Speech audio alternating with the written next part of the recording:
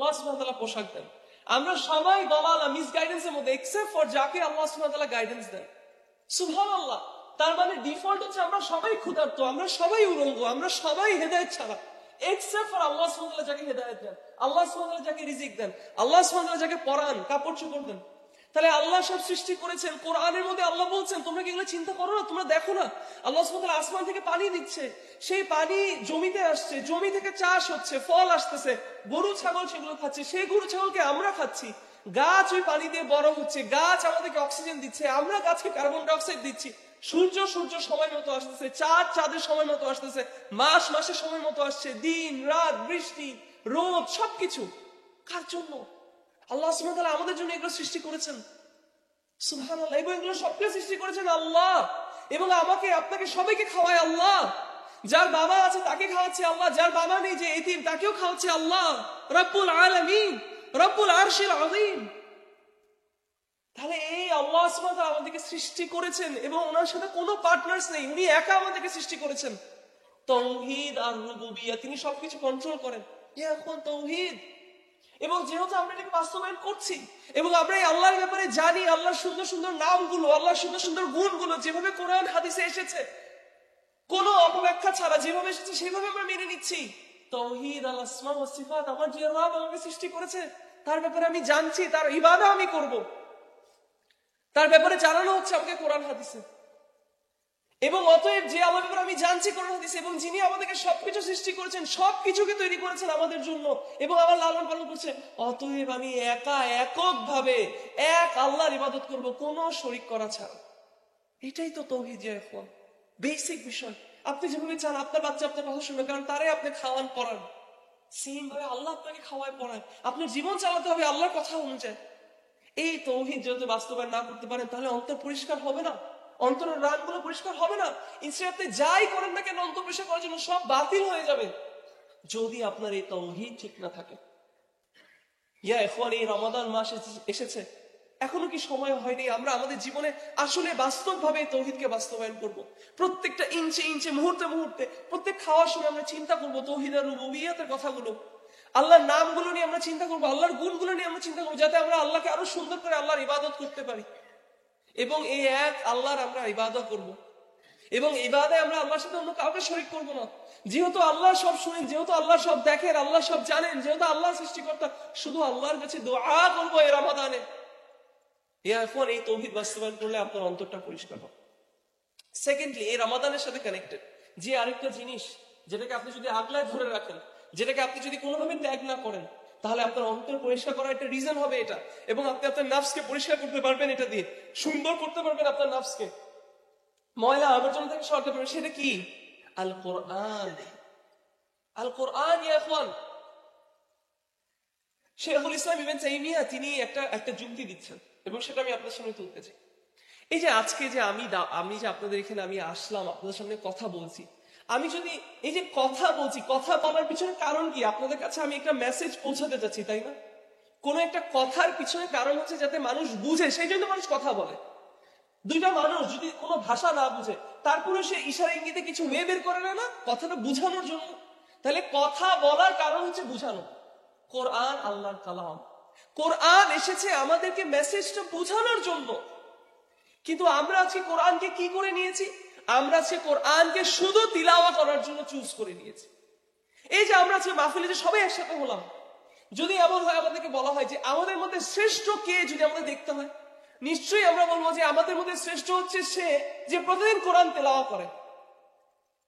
কষ্টের বিষয় হচ্ছে আমরা কোরআন তিলাওয়া করছি হতে পারে প্রতিদিন, কিন্তু আমরা কি বুঝতেছি? আমরা কি সেটা দিকে তাকাচ্ছি?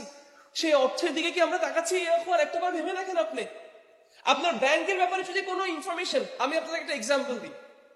এই আপনাদের এই মসজিদে আমি যখন লাস্ট জুমাবার আসছিলাম, তখন আমি যে গাড়িটা করে আসছিলাম, গাড়িটার টায়ার পাঞ্চার হয়ে গেল। যখন গাড়িটার টায়ার পাঞ্চার হয়ে গেল, তখন আমরা তাড়াতাড়ি গাড়ির চাকাটা চেঞ্জ করলাম। চেঞ্জ করার পর যখন গাড়ি আবার চলা শুরু করলো, গাড়ির টায়ারের একটা ছবি সামনে ডিসপ্লের মধ্যে একটা ছবি এসে জাপানিজ ভাষায় কিছু একটা লেখা আসছে। তো যিনি ড্রাইভার ছিলেন তিনি খুব টেনশনে পড়ে গেলেন, এটা কি হলো? আমাকে সাথে সাথে বলেন, ওস্তাদ আপনার ফোনটা বের করে গুগল ট্রান্সলেট বের করে দেখেন কি বলা হচ্ছে, আমাদের এটা বুঝতে হবে, কারণ এটা একটা সিরিয়াস বিষয়। তো তাড়াতাড়ি গুগল ট্রান্সলেট করে যখন ওই মেসেজটা দেখলাম, ওখানে লেখা আসছে যে তোমার টায়ার যে পাঞ্চার হয়ে গেছে, তুমি স্পেয়ার চাকা লাগাইছো, তোমার এখন 4 হুইল ড্রাইভ এখন আর কাজ করতেছে না। তখন বললাম যে আচ্ছা ভাই সমস্যা নেই, 4 হুইল ড্রাইভ কাজ না করুক, সমস্যা নেই, অন্তত গাড়িটা তো ঠিক আছে। দেখেন গুগল ট্রান্সলেট বের করলাম সাথে সাথে বোঝার জন্য অর্থটা, একটা গাড়ির মেসেজ, কিন্তু ওই যে জানের বিষয়, দুনিয়ার বিষয়, আল্লাহ সুবহানাহু ওয়া তাআলার কালাম আমরা বোঝার জন্য কি শ্রম দিচ্ছি, কি কষ্ট দিচ্ছি, আমরা কতটুকু এফোর্ট দিচ্ছি। রমাদান এসে চলে যাচ্ছে, আবার হুকুমের রমাদান আসবে, আবার চলে যাবে। আমাদের জন্য এখনো শুধু রয়ে গেল কি, ভালো কারির পিছনে দাঁড়ায় তার মেলোডির জন্য কান্না করা। ওয়ালাকিন কোরআনের যে আল্লাহ সুবহানাহু ওয়া তাআলা আয়াতগুলোর মধ্যে জান্নাতের কথা বলছে, জাহান্নামের কথা বলছে, এই দুনিয়ার এই ছোট জীবনের কথা বলতেছে, যেটা কিছুই না, এগুলো আমাদেরকে নাড়াচ্ছে না, এগুলোর জন্য আমরা কান্না করছি না। ইয়া ইখওয়ান, তাহলে কিভাবে আমাদের অন্তরটা নরম হবে? কেমন মাঝে মধ্যে মনে হয় না পাথরের মতো হয়ে যাচ্ছে আমাদের অন্তরটা, ফিল করি না আমি। আমার পাশে একজন আলেম দাঁড়ানো, উনি কান্না করছে, কিন্তু আমি কান্না করতে পারতেছি না, এক্সেপ্ট ফর যদি তেলাওয়াতটা সুন্দর হয়, তখনই শুধু আমার কান্না আসতেছে, ওয়ালাকিন অর্থে কোনো কান্না আসছে না আমার। এখন দেখেন কোরআনটা কত সুন্দর। কোরআনে যখন আপনি প্রথম মুসহাফটা খুলেন, দুইটা পৃষ্ঠায় ছোট ছোট দুটো গোল গোল জায়গা থাকে না? দেখেন এই সাইডে কি, প্রথম পৃষ্ঠায় কি দোয়া, আল্লাহর কাছে কিসের জন্য? ইহদিনাস সিরাতাল মুস্তাকিম, সিরাতাল মুস্তাকিমের জন্য দোয়া। ঠিক পরের পৃষ্ঠায় আল্লাহ সুবহানাহু ওয়া তাআলা দোয়া অ্যাকসেপ্ট। দেখেন এটা হচ্ছে সেই বই যেখানে কোনো ডাউট নেই, কোনো সন্দেহ নেই, কিছু নেই। হুদাল লিল মুত্তাকিন, মুত্তাকিদের জন্য কি হিদায়াত। কিন্তু আমরা কবে লাস্ট কোরআনটা খুললাম? একটু আমরা আমাদের সব বিতর্কগুলো একটু সাইডে রাখি, অন্য সব দাঁত ভাঙা জবাবগুলো সাইডে রাখি, নিজেকে একটু নিজে প্রশ্ন করি, লাস্ট কবে আমি আল্লাহর কালাম শুনে আমার মন থেকে কান্না এসেছে, আমার অন্তরটা ভেঙে আমার কান্না আসছে আল্লাহর ভয়ে, আল্লাহর ভালোবাসায়? এখন এটা যদি এখনো না হয়, তাহলে আমাদের অন্তর এখনো পরিষ্কার হলো না, আমরা সাকসেসফুল হতে পারলাম না। শুধু আমাদের ইফতার গুলোই ভালো হলো, শুধু আমাদের প্রোগ্রাম গুলোই ভালো হবে, শুধু আমাদের সেহরি গুলো ভালো হবে, কিন্তু আমাদের অন্তরের অবস্থা চেঞ্জ হবে না। এই রমাদান থেকে আমরা আসলে কিছু অ্যাচিভ করতে পারবো না, এক্সেপ্ট ফর কিছু ভালো কথা, কিছু মজার কথা, কিছু মজার খাওয়া দাওয়া, এছাড়া কিছুই না। যে আগের মতো ছিলাম সেই আগের জায়গায় চলে যাচ্ছে। লাস্টে আমি আমার কথা শেষ করবো একটা হাদিস বলে আপনাদের। দেখেন রাসূলুল্লাহ সাল্লাল্লাহু আলাইহি ওয়াসাল্লাম একটা হাদিসে আমাদেরকে বলছেন, দরাবাল্লাহু মিসালান, আল্লাহ সুবহানাহু ওয়া তাআলা সিরাতাল মুস্তাকিমের জন্য একটা মিসাল দিলেন, মানে he gave us an example. দরাবাল্লাহ একটা এক্সাম্পল দিলেন কিসের? সিরাতুল মুস্তাকিমের। কিরকম? আপনারা পিকচার করেন সবাই, একটা রাস্তা, সোজা একটা রাস্তা, রাস্তার সামনে থেকে একজন ডাকছে, আসো আসো, সোজা আসতে থাকো, সোজা আসতে থাকো। রাস্তার দুই পাশে অনেকগুলো খোলা খোলা জায়গা, মানে অনেকগুলো ওপেনিংস আছে, অনেকগুলো যাওয়ার রাস্তা আছে, এবং কোথাও কিন্তু কোনো দরজা নেই, চাদর দেওয়া, মানে পর্দা দেওয়া, হাদিসে বলা হচ্ছে পর্দা দেওয়া। এবং রাস্তার উপর থেকে কেউ একজন, যখনই কারোর ইচ্ছা হয় একটু যে কোনো রাস্তায় ঢুকতে, উপর থেকে একজন কলার তিনি ডেকে বলেন যে না ঢুকো না, তুমি এখানে ঢুকো না। বলা হচ্ছে কি, এই রাস্তাটা হচ্ছে সিরাতুল মুস্তাকিম।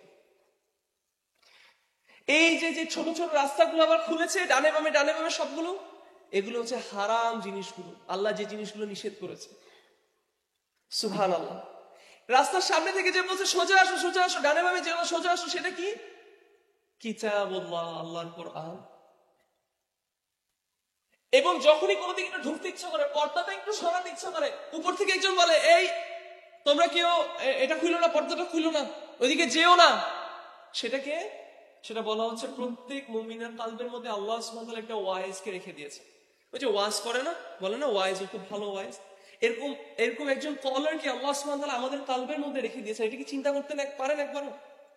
এবং সালাফরা এটার ব্যাখ্যার মধ্যে বলছেন যে এটা হচ্ছে যে আপনি যে ইলম অর্জন করছেন, ইলমুন নাফিয়া, সেই ইলমটা যে আল্লাহ আপনাকে দিচ্ছে এবং আপনার অন্তরে বসাচ্ছে, এবং আপনার গুনাহ করার সময় যে ওই ইলমটা যে আপনার কাছে মনে আসছে, this is the caller in your heart. এখন একটাবার জন্য চিন্তা করে দেখেন, এই সিরাতুল মুস্তাকিমে থাকার জন্য একটা মেইন কলার হচ্ছে সেই কোরআন, কালামুল্লাহ, কিতাবুল্লাহ।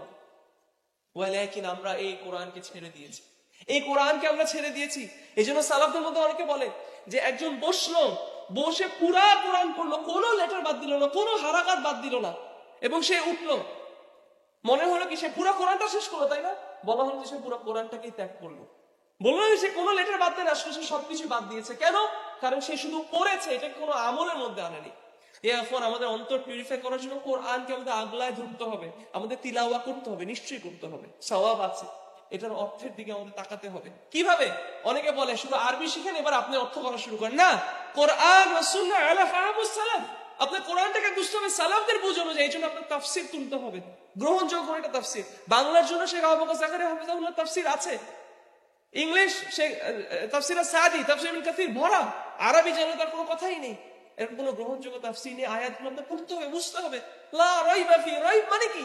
হুদাল লিল মুত্তাকিন, মান হাযা রাজুল আল মুত্তাকি, এই মুত্তাকিনা কারা? এই লোকটা কে? কারা? কাদের সিফাতটা কি? মুমিন এদের সিফাত কি? এগুলো পড়েন, জানেন, বুঝতে হবে। পড়তে হবে, তিলাওয়াত করতে হবে, বুঝতে হবে, এটার উপর আমল করতে হবে। সাহাবীরা কি করতেন? 10টা আয়াত নিতেন, নিয়ে এটাকে মেমোরাইজ করতেন, ভালোভাবে বুঝতেন, কম্প্রিহেন্ড করতেন, এটার উপর আমল করতেন, তারপর নেক্সট এনে আসছে।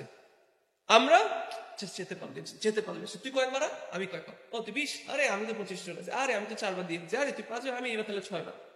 আল্লাহ মুস্তাআন। আমি বলছি না তেলাওয়াত করবেন না, তেলাওয়াত করবেন, কিন্তু আমাদের we have to prioritise our, মানে উইথ দ্য কোরআন আমাদের বুঝতে হবে কোনটা প্রায়োরিটি বেশি। তেলাওয়াত করবো, তেলাওয়ার জায়গায় বুঝতেও হবে, এটার উপর আমলও করতে হবে। তবে এই কোরআন আমাদের জন্য সাপোর্ট হয়ে দাঁড়াবে, আমাদের জন্য হজ্জা হয়ে দাঁড়াবে। এই কোরআন আমাদেরকে গাইড করবে, এই কোরআন আমাদেরকে হেল্প করবে, এই কোরআন আমাদের জন্য কি হয়ে দাঁড়াবে?